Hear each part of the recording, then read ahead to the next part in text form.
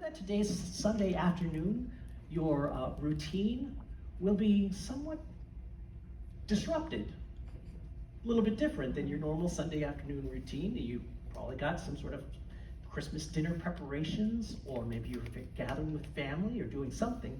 Our normal Sunday routine, I know that you're all like curious, what do the Duns do after they leave here on Sundays? Our normal routine after we say goodbye to everyone is we'll generally go home and just have lunch, and invariably my wife Christine, will turn on the television to watch football. And there will usually be a couple of games on simultaneously. Sometimes there's 3 games, sometimes there are 2 games, and we'll have to settle on which football game will we watch. And again, this is like a sophisticated algorithm. There's some calculus going on here, figuring out which of these games to watch with the various and sundry variables that are involved. Of course, the first variable is which teams are playing. Is one of these teams one of the favorites of my wife? But beyond that, beyond which teams, Christine is really well versed at which players are on which teams. In particular, which quarterbacks are playing for which teams. And she loves a great shootout. She loves high-scoring games where there's a lot of excitement, a lot of passing, a lot of catching. So she likes to watch that kind of game. So those kind of quarterbacks. Also, she's rather concerned about, is that quarterback that's playing in particular very vocal about his belief in Jesus? She's got this whole checklist of what makes a great quarterback. So that's a second variable.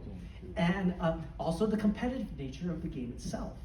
Does it look like it's going to be super exciting, a lot of good plays? And then there's also the point in the game at which we are jumping in. Is it the first quarter? Is it the second? I don't want to slog through a whole game just to get to the last quarter and it's not exciting by that time. There's the standings of the teams themselves. Take last week's game. There was that's 2 pages there was the Chiefs, right? Mm-hmm. The Chiefs were playing the Texans. The Chiefs and the Texans. Will we watch this game? Well, obviously the first yes vote comes just because it's the Chiefs. It's the Chiefs. And this is one of the favorite teams of my wife. Not the favorite, but one of the high up there because, Patrick Mahomes. Both a good quarterback, really exciting to watch, and, he's kind of vocal about his faith in Jesus. So we got 3 yes votes already. Next, we jumped into this game, and we immediately noted that the score was tied. Super exciting. And it was the very last minutes of the game. I think there were 6 minutes left in the game. It was 24-24. And so we're like, this is really exciting. But look, also the Chiefs, they have the little record of how the season is going for each team underneath the team. The Chiefs, they're doing really well this year. I mean, the Chiefs are always doing really well, but this year, it looks like they're on the path to the Super Bowl. Really great record. However, the Texans, nobody knows about the Texans here this morning probably, because why? Because they stink. They're the worst of the worst. Not only are they bad in their division, not only are they the worst in their division, they are the worst team in all of the NFL. They're the worst record. They've won 1 game this whole year. And so, this is the last quarter, it's the 4th quarter. And they're tied, this really great team and this really poor team. So the stakes are really, really high in this game. If the Chiefs lose, how embarrassing is that? They're this great team. But if the Texans won, what an upset that would be. Like, what a story that we stunk all year, and then we met the Chiefs. Beat them. That'd be a great narrative. And then finally, this was a very, very important game last week. If the Chiefs won, they would be the champions of their division, and they would continue on the road to the Super Bowl. And so, that's the last part of the whole night. Yes, we had to watch this game. It was so super exciting.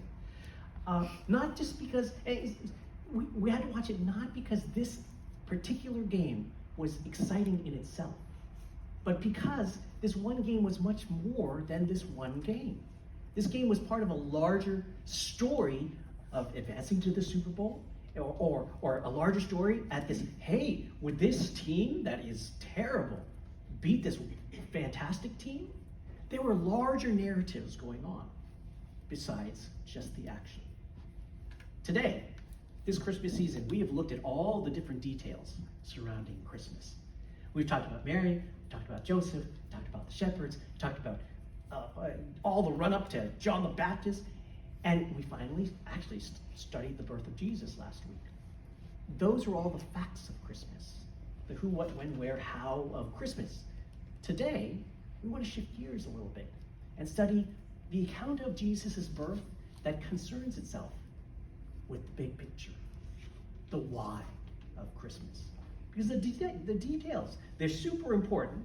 What happens is important, but all of those details go in to tell the larger story. Like this one football game.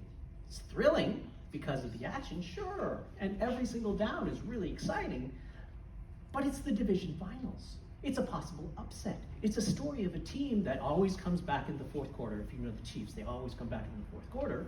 Or maybe it's a story of an underdog that finally gets its day. What's the big picture of today? What's the big picture about Christmas, the birth of Jesus? So let's return to our passage that is familiar to Christmas, that we've been actually looking at left and right all this whole season, but kind of dancing around. It is John chapter 1, verses 1 through 17. John chapter 1, verses 1 through 17. John writes this very, very different introduction to Jesus, the Savior of the world, being born. He says this. John says, "In the beginning was the Word, and the Word was with God, and the Word was God. He was in the beginning with God. All things came into being through him, and apart from him, nothing came into being that has come into being. In him was life, and the life was the light of men. The light shines in the darkness. The darkness did not comprehend it. There came a man sent from God whose name was John. He came as a witness to testify about the light so that all might believe through him. He wasn't the light, but he came to testify about the light. There was the true light, which, coming into the world, enlightens every man. He was in the world, and the world was made through him, and the world didn't know him. He came to his own, and those who were his own didn't receive him.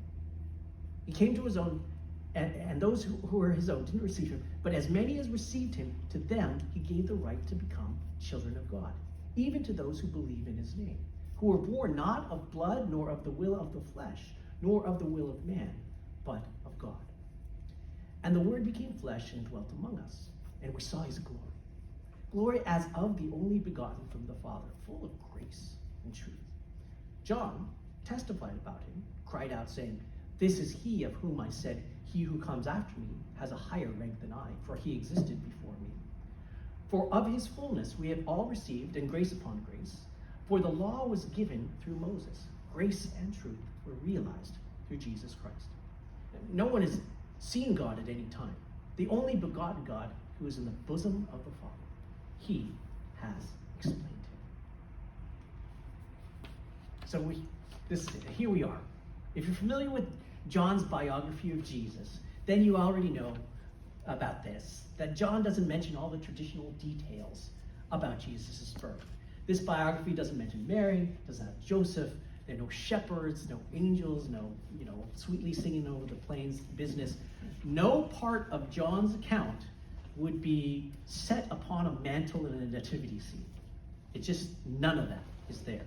This is because John wrote his biography way, way after all of the other biographers of Jesus. Mark was likely the first to write his biography of Jesus, the Gospel of Mark. That was probably like 80, 40, just a few years after Jesus was resurrected. Just right there.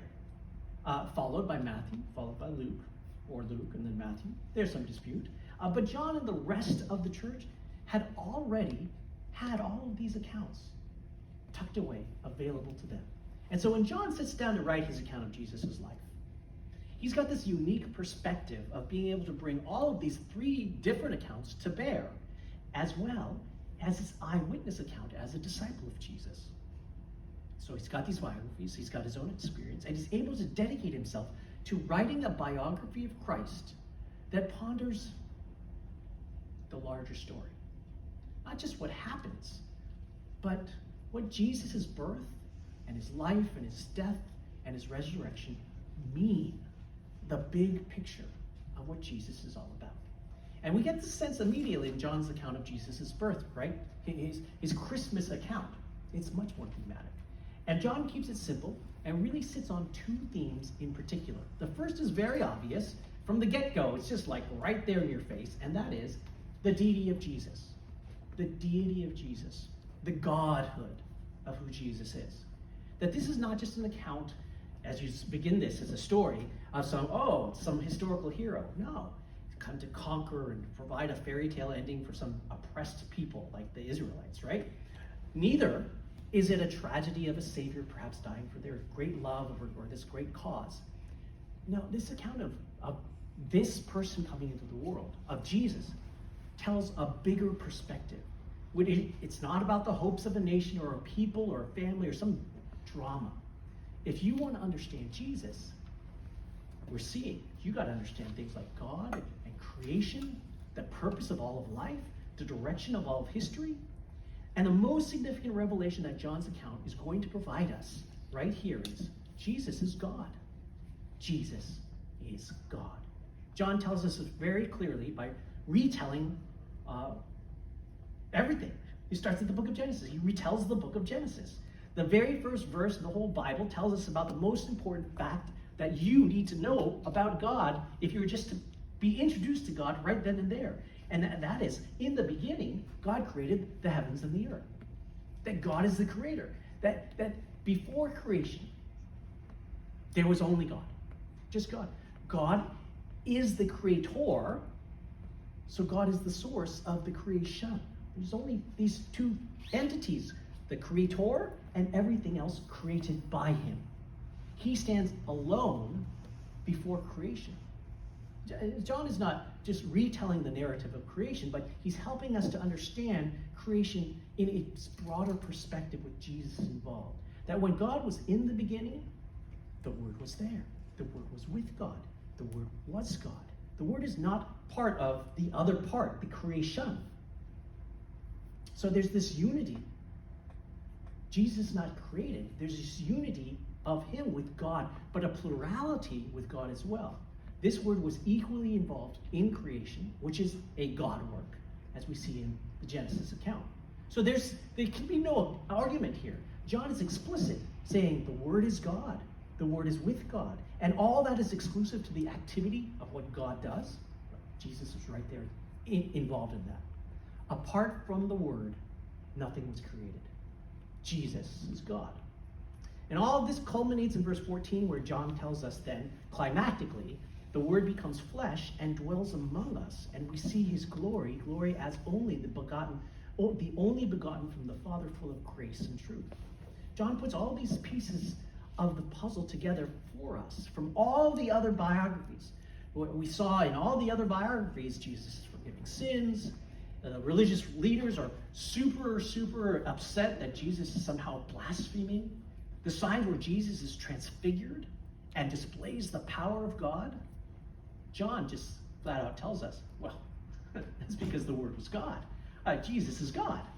That's the very first and the biggest point of this whole account of Jesus is coming into the world. The second point is this, that Jesus is our revelation. Jesus is our revelation of God. He's the one who now reveals to us everything about who God is that we need to know. This is why John immediately transitions from speaking about the Word to telling us this property about the Word that is most relevant to us, is that the Word provides to us light. In him, Jesus was life, and the life was the light of men. The light shines in the darkness, and the darkness didn't comprehend it.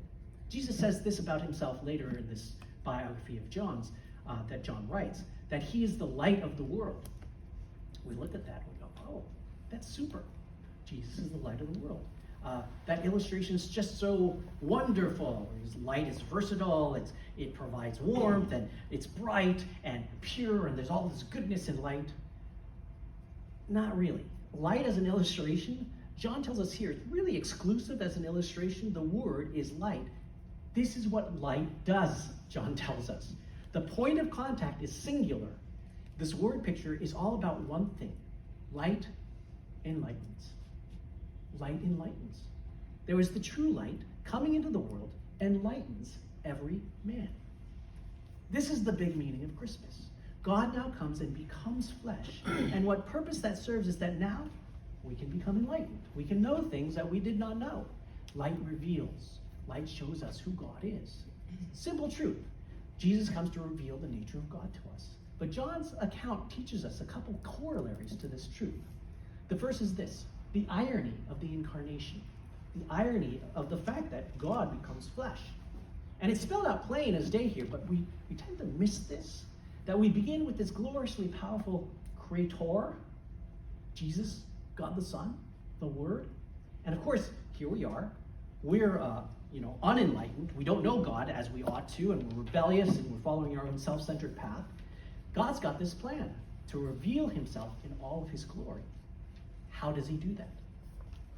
For God to show us what godness is like, God then takes up our form, becomes a human being, in order to show us who he is.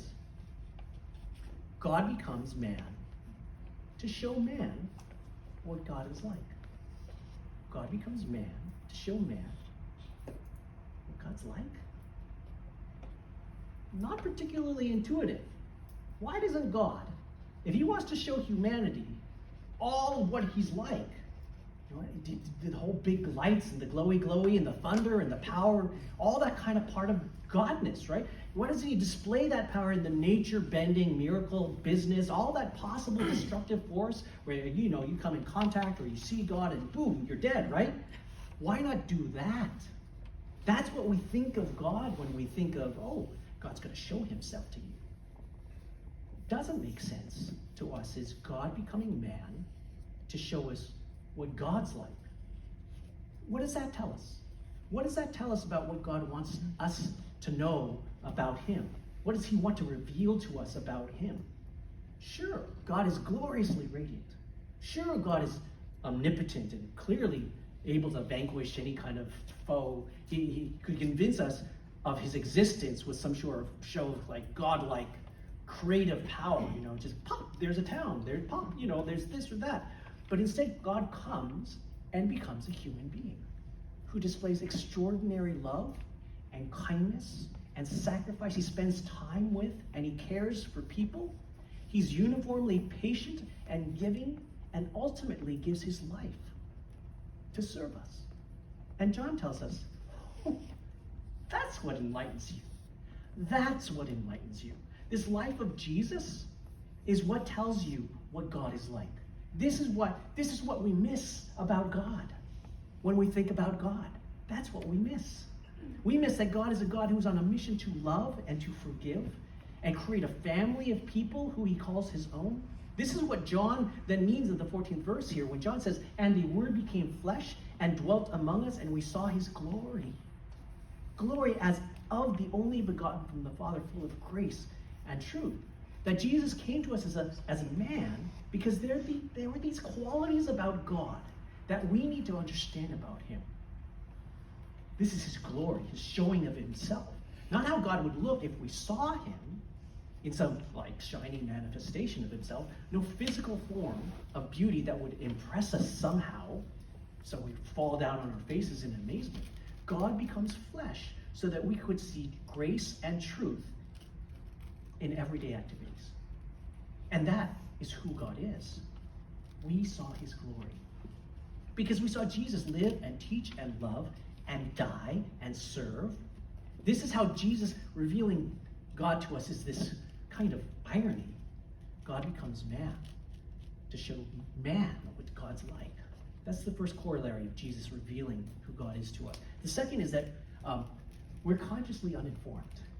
I think maybe this is not so surprising because this applies to so much of our lives. We're consciously uninformed. This simply proceeds from the fact that although Jesus comes to reveal God, and not everybody sees him.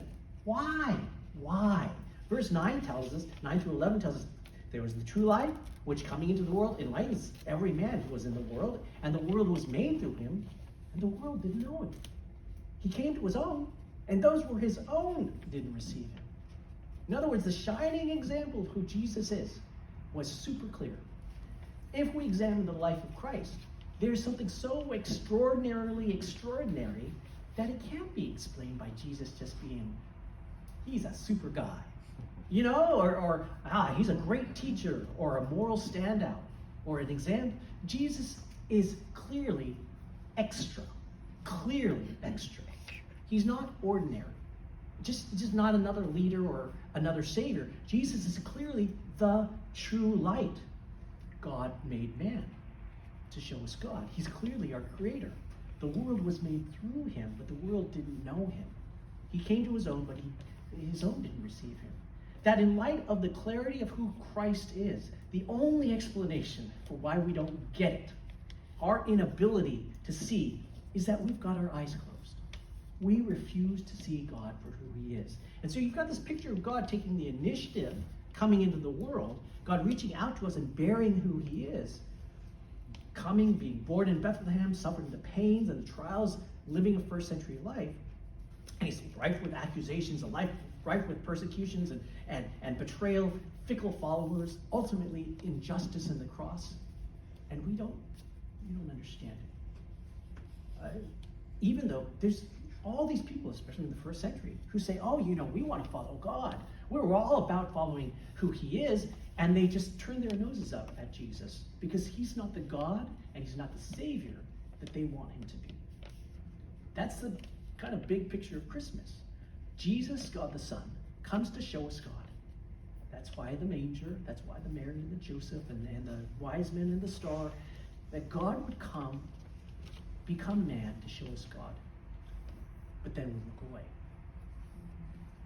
What does that tell us about how should we respond? Well, to the birth of Jesus. First, big picture is be familiar with our resistance. Familiar with our own resistance. That the perspective that John brings of the world, not recognizing who Jesus is a story not just of those people in the first century. We would like that to be, but it's not of just those people in the first century. It's not just an account of us to point our fingers at those evil Pharisees, but it's a mirror to recognize ourselves. That the world who turned their eyes away from God the Son because he was too uncomfortable is a vision of us as well.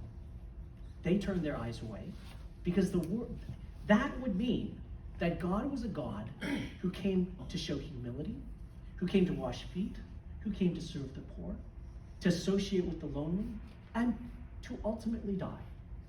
And if God were like that, that would mean that God is a God that then would require the same kind of service and humility and love from his followers.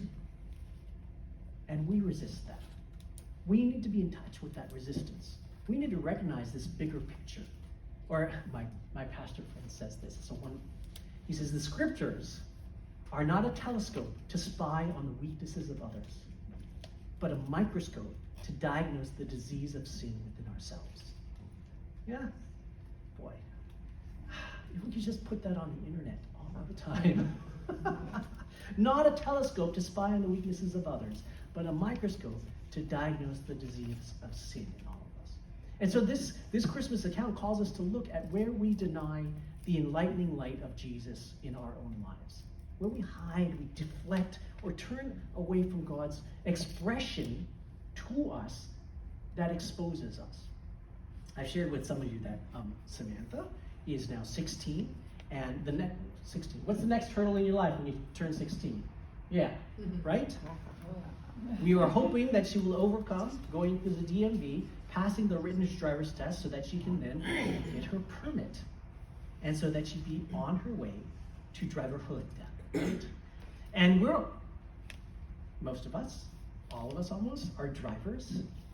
And so at some point in time, we've all taken driver's education. We've all gone down to the DMV and gotten the DMV handbook and taken the time to brush up, and then finally gotten in and taken this test.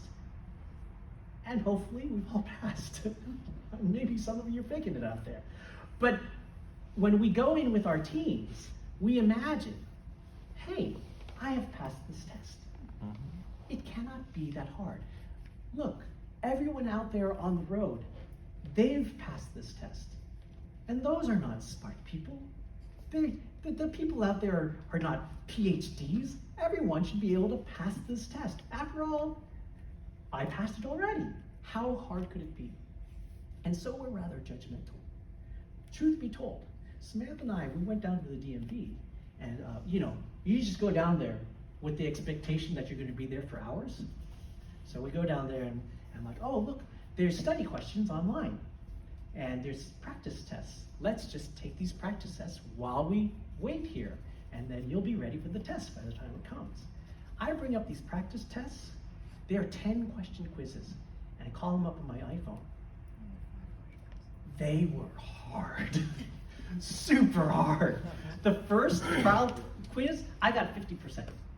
The second trial quiz, I got 50%.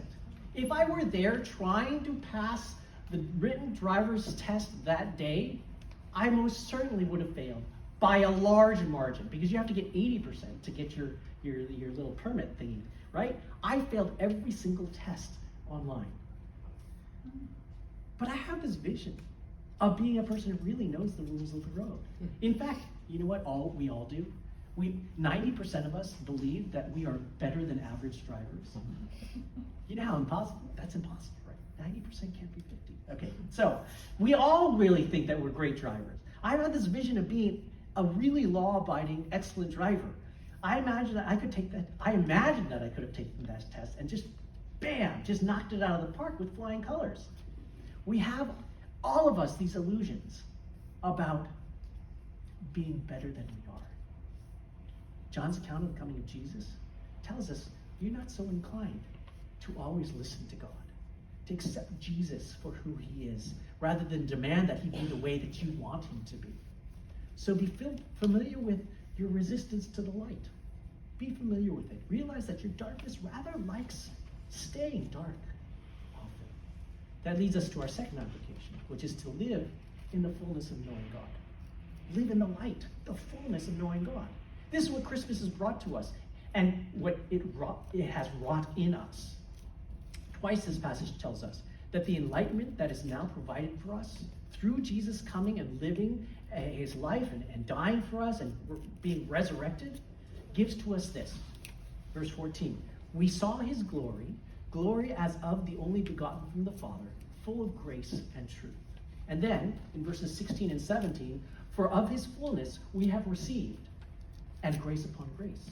For the law was given through Moses, grace and truth were realized through Jesus Christ. Complete picture. We have all been given a complete picture to know all of who God is that we need. All of him. His fullness in all of his grace and all of his truth. So every attribute of God we need to know for life of godliness, to live here. Every affection of God that he expresses to us, and we have all of this at our disposal if we just allow ourselves to know Jesus. We have the resources. We have been given the library card to this compendium of everything that we need to know to be enlightened about who God is. It's all been handed to us because Jesus has come and shown himself. And so our reaction is to take advantage. What is Jesus given? Take advantage of that. Live, learn, soak in all of what God has shown to reflect the great love of God that he has displayed, living this holy, perfect life that he has for us by dying the sacrificial death, by taking away our guilt and taking punishment for us, by knowing the power of Christ to lay down and take his life up again. All of these, he's let us know who he is. Jesus is not ever holding back. There's no mystery of God's nature where he is hiding who he is so that we somehow don't know how to live life.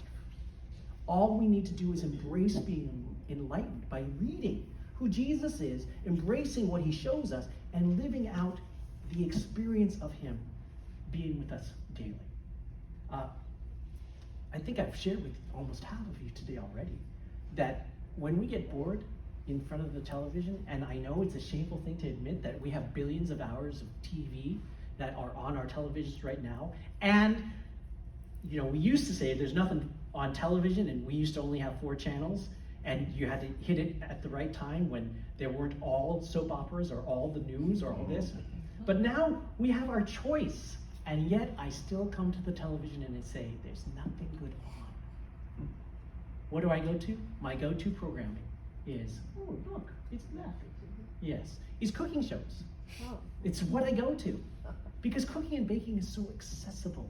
Doesn't matter who you are, you can always tell yourself, well, I could have done that better. Like, they said it's not salty enough, why didn't you just put more salt in? They said that you didn't cook the steak well, you overcooked it, why didn't you just not overcook it? So all of these shows, this is what we watch now.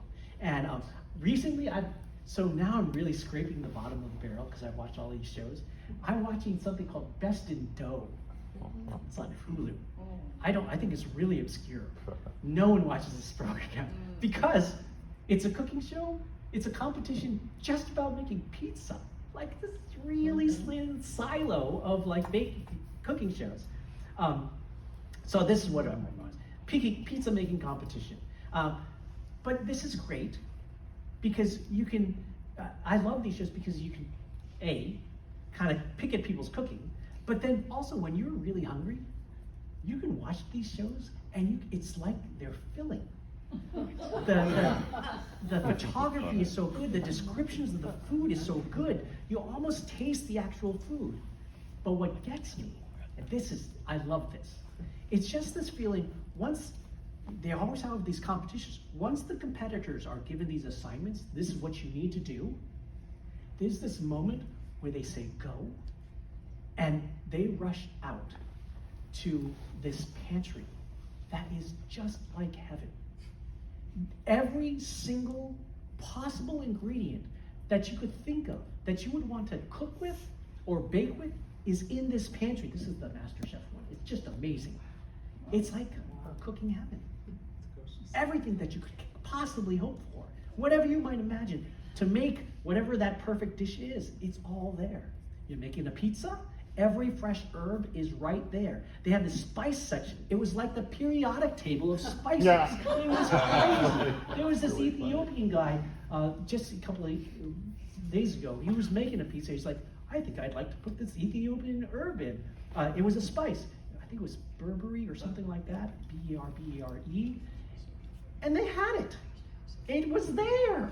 It was the show starts you, and they're cooking. That it starts you, and you're baking, and there's no lack of what you need.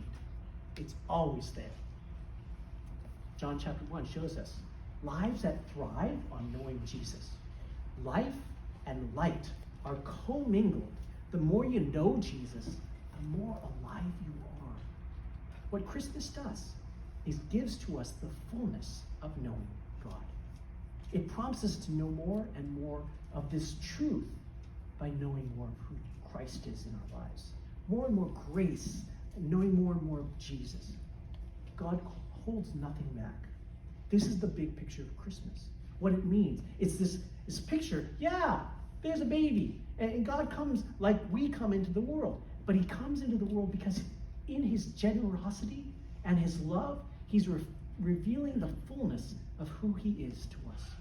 So we can have life in him and thrive in him and know him and be called children of God. God made man so that we might know God. All of him in all his glory every day.